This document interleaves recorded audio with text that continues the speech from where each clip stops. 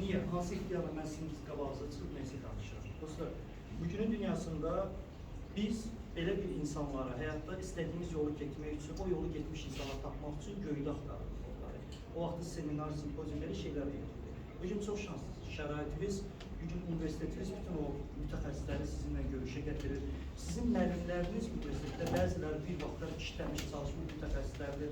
Bəziləri hətta indi mütəxəssislik işləyir və sizə də dərsləyir. Çox avantajlı bir ortamda təhsil alırsınız. Amma bir dənə məsələ var. Bugün hər yerindən duran sizə gəlib nəsə danışır. Və bir auditoriya kimi sizin haqqınızı soruşmağa ki, xeyr olur. Sən kimsən ki, gəlib mənim davamı keçib, mənə nəsə burada öyrətmişdir dostlar. Mən özümdə hardan o ihtiyarı tapıram. Yəqin ki, Schlumberger, Baker Hughes, Rutherford, Halliburton şirkətləri işləyirsiniz. Hətta bəziləriniz ki, inanıram ki, o şirkətlərdə özünə karyera qurmaq istəyir. Kimdir burada? Bir dənə bir şey də deyək dostlar. Təsdiqi, əllə eləmək, təsdiqi almışıq. Almışlamaq təsdiqləyirəm deməkdir. İndi sual budur ki, kim burada Schlumberger, Baker Hughes, Rutherford, Halliburton şirkətlərdə karyera qurmaq istəyir? Aramızda. Falanlar ardışdırmaq istəyir, ancaq bilgi sokarlar. Tamam. Dostlar, 16 il ki, neft sektörünün mühendisi olarak çalışıram və adını çəkdiyim 4 şirkətdə, 4-də çalışmış bir mühendis olarak hazırda da 10 ildən çox ki, Ərəb Əmirliklərində yaşayıram. Orada Halliburton Amerikan şirkətində çalışıram. Vətənə məzuniyyətə gəldim. Gələndə də artıq son 10 ildir ki, siz gənclərin qabağınıza çıxıram və bu yolu, bu təcrübəni sizdən də bölüşürəm. Bugün də bu yolu sizlərdən bölüşürəm. Şəkildə gördüyünüz seminar bu son 10 il yox, bir 5-6 il əvvəlki seminarların şəkilləri idi. Buradakı şəkillərdə gördüyünüz hər bir insan indi böyük şirkətlərdə çalışan mütəxəssislərdir. Sabahçılar da sizlərsiniz.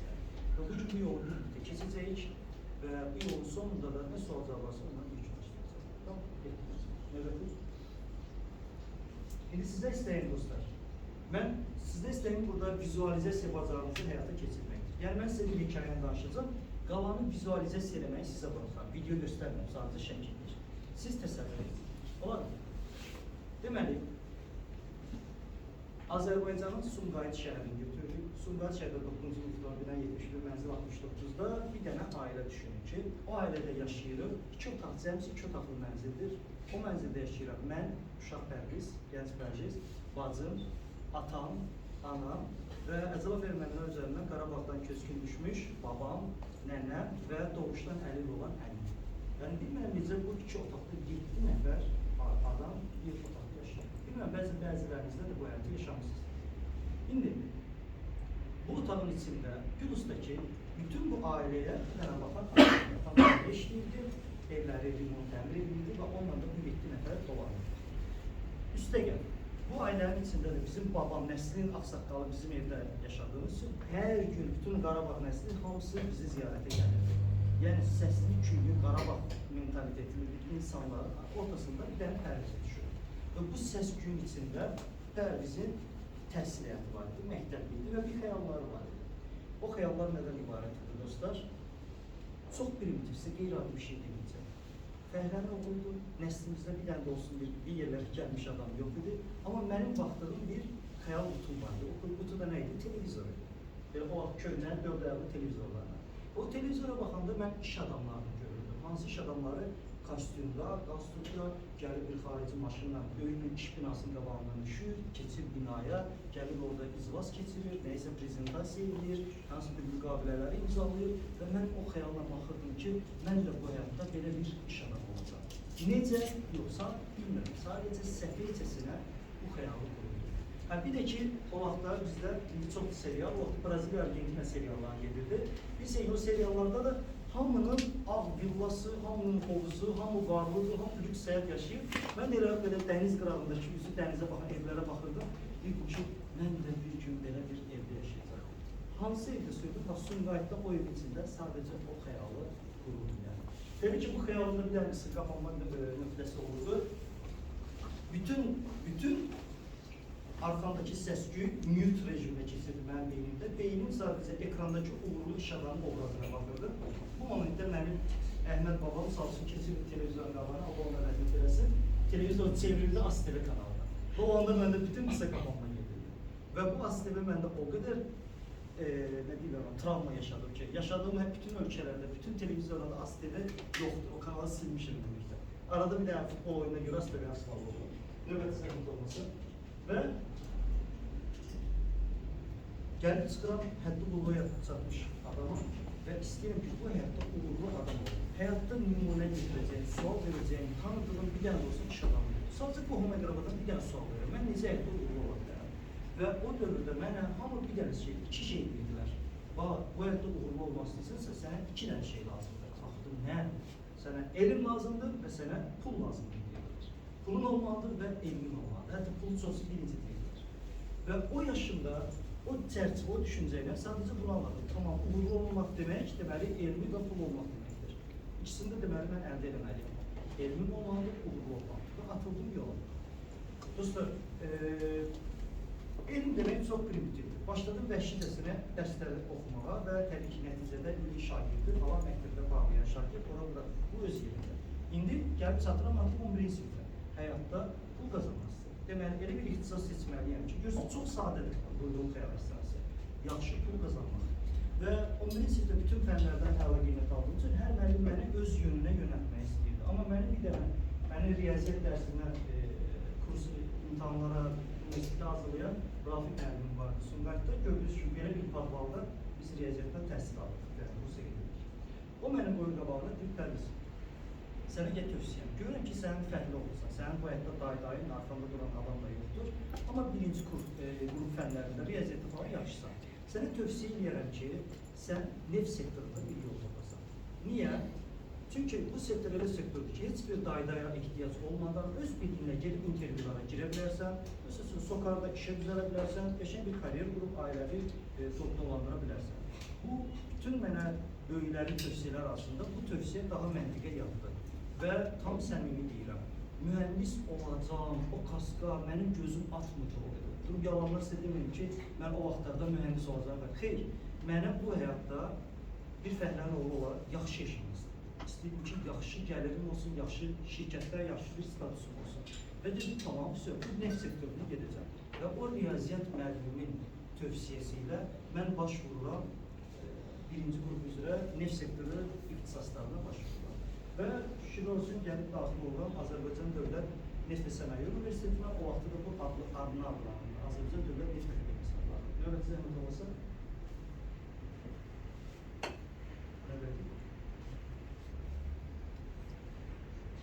Universitet barədə çox danışmaq istəmirəm. Sadəcə qısa bir danışacağım ki, ən az müqayisədə siz necə bir avantajlı universitetdə oxuduğunuzun fərqinə varasınız. Mən o illərdə gələndə universitetə o motivasiya ilə gəlmişdim ki, burada mənə necə təhsil verəcəklər, mən burada necə bir dəhşət mühəndis olacaq. Elə bunu demişdim ki, içəri 90, ona 80 yaşlı deyə bilmirəm, 90 deyəcəm. Yaşlı bir müəllim girib içəri, belə əlində dəstəyini stoluna doğru addımlayır. Və mən də sizin yaşda bir gənc, 17-18 yaşım var, baxıram ki, bu nədir, nə baş verir, mən ara düşmüşəm. Və o anda o geriyəndə, onun elə bir şey yox idi, bizə bir gələcəyimiz adına bir. O anda bir dənə amalı var ki, mən stola qədər sağ çıxım, çıxandan ondan sonra baxım görüm ki, uşaqları nə dər söyləyəcəm. Bax, elə bir şəraitdə başladığı təhsil almaq. Təmamilə xəyal qırıqlığı, mən hara düşmüşəm, mən necə xəyal edirdim, bu nədir yəni. Amma burada nə etməliyik? Sağ çıxmaz, başqa çarə yox. Şükür olsun ki, bu cür müəllimlərin arasından biz orada qarşılaşırıq, Fuad müəllim kimi müəllimləri, ki, bu dəqiqə Fuad müəllim Anlef məktəbində müəllimliyi, düzdürmü? O cürə müəllimləri qarşıdır və onları biz, bu nədir, yəni, o bizə bütün müəllimliyin necə olduğunu, o cür müəllimlər və onlara minnətdarım. O bir müəllimlərsə Allah sizə razı olsun deyirəm, başqa heç bir şey demirəm. Necə razı olsun deyirəm, mənim təhsil həyatımdan danışım. Düşünün ki, bir tələbə girir imtahanlara, 4 dənə imtahan var.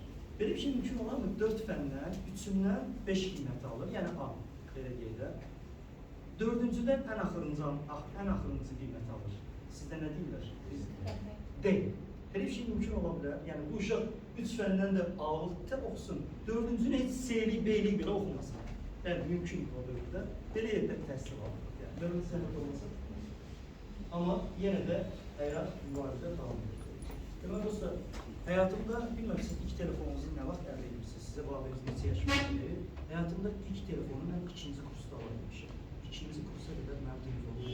O da pul yığar, nəhayət mən musiqi xəstəsiyəm. Sony Walkman telefonunu alan ki, o dövrün ən yaşlı musiqili böyük oxudan telefonuydu. Cəmisi 2-ci kursda alabilmişim telefonumuzdur. Və o illərdə həyatımda bir şey baş verir. Təbii ki, biz oğlanlar hamı maşın xəstəsi oluruq, hər bir maşın xəyal qurmaq istəyir. Bizim oğlanlar daha çox Almaniya və Yaponiya maşınları hər bir şey xəyal edirdi. Mən o il bazara bu maşın çıxır.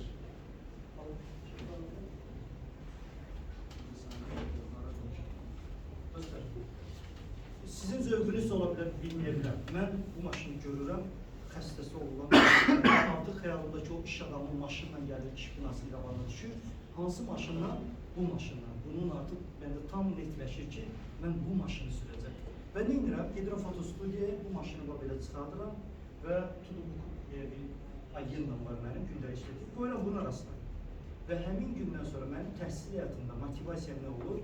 Hər gün açıram bu tudubuku, baxıram, mən səni sürəcəm deyirəm və dərslərimi o minvalla çalışıram ki, o insan var. Necə bir mütəxəssis insan olun, bu maşını sürəcək qədər maddi vəziyyəti qazanan bir mütəxəssis olun deyə yaşayır. Və təbii ki, bunu mən harada edirəm?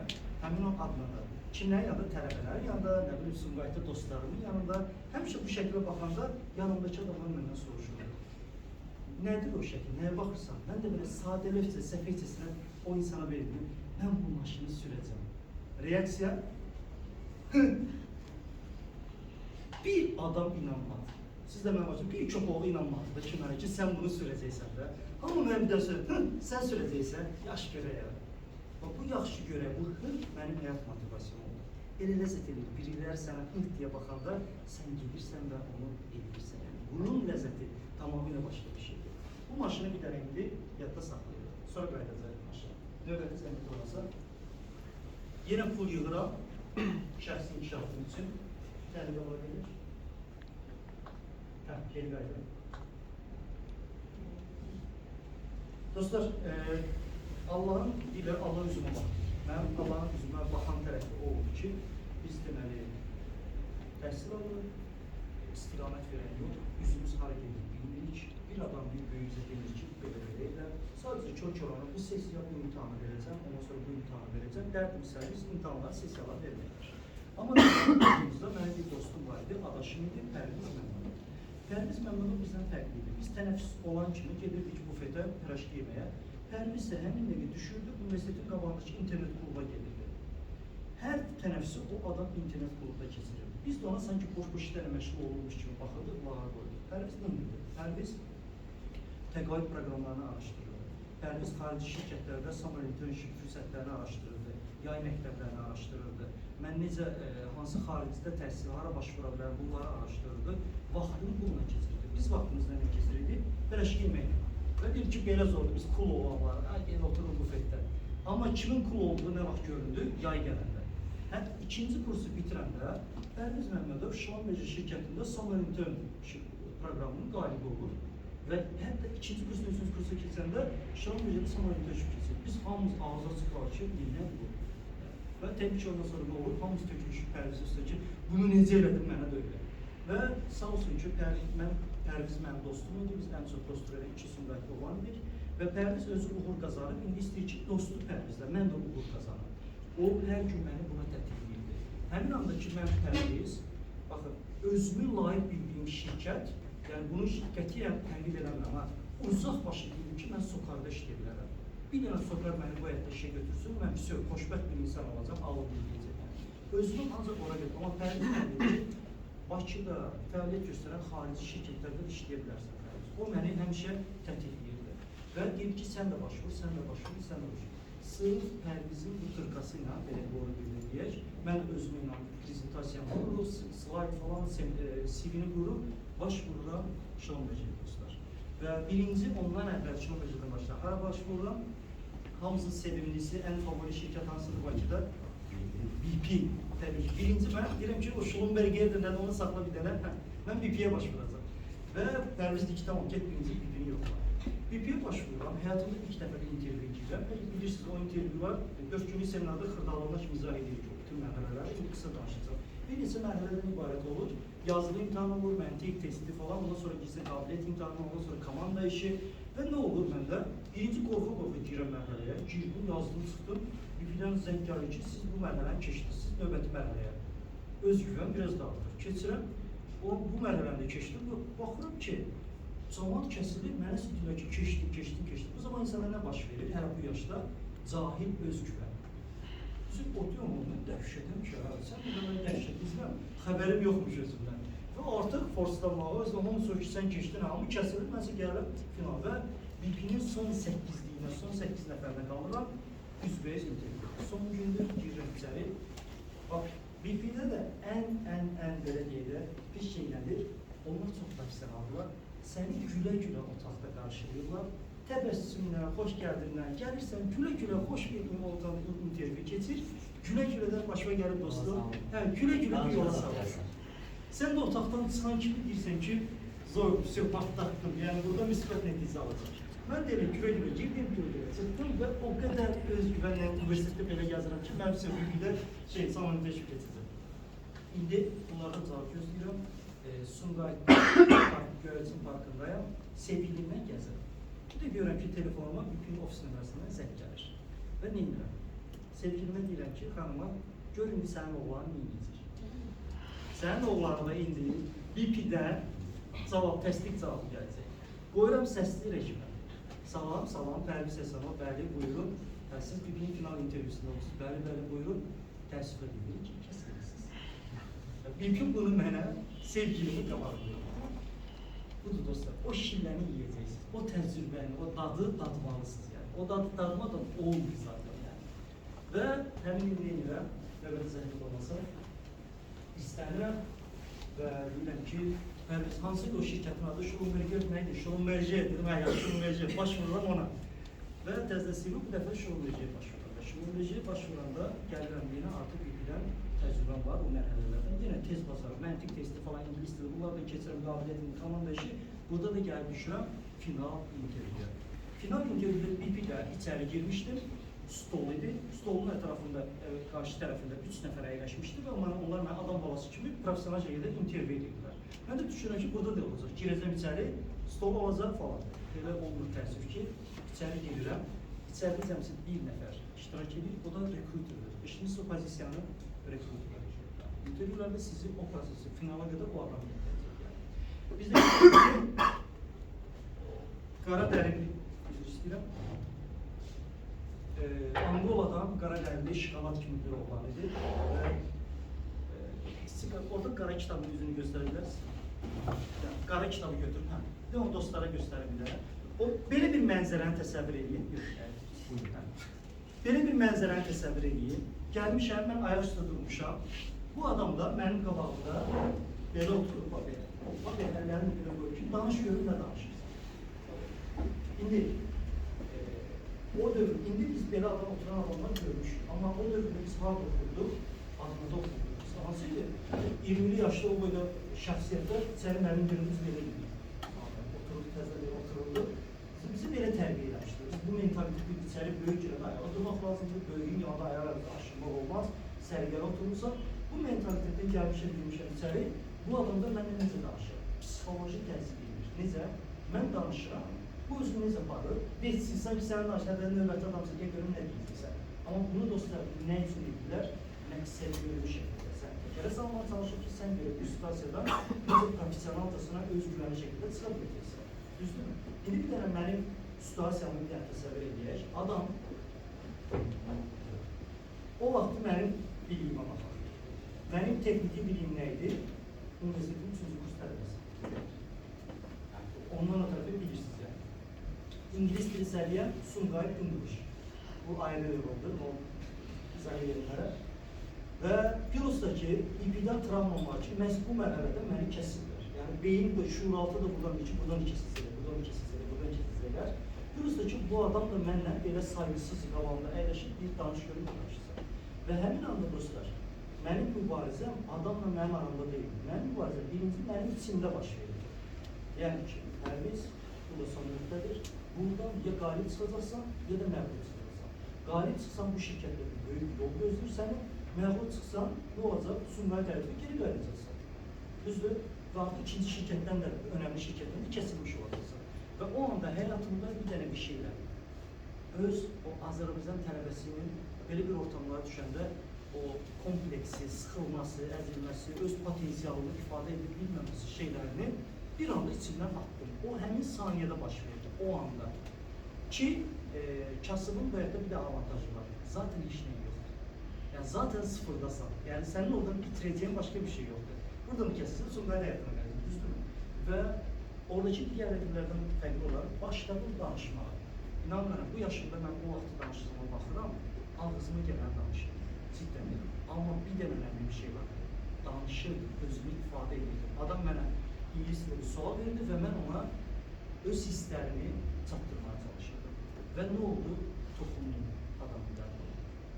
O gün, o intervyuda seçilənlərdən oldu. Sağ olsun ki, adam məni seçdi və Şilanbəcin 3-cü kursda samimiləşib keçmək şansını mənə verdi.